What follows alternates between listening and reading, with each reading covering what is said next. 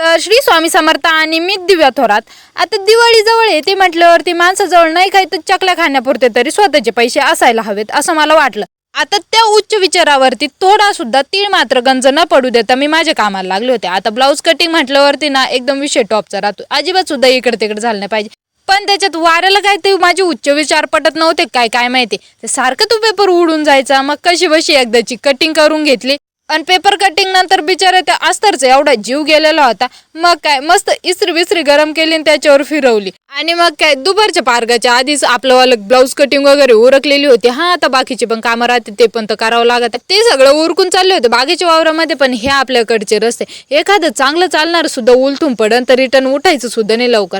मग काय न पडता झडता आले होते बागाच्या वावराकडं. आता भरपूर टाइम झाला होता म्हटल्यावरती काय एक तर बागाच्याच वावरात आपली सोयाबीन आहे दुसरीकडे केली होती, पण बिचारी तिला काय झालं काय माहिती ती उगलीच नव्हती.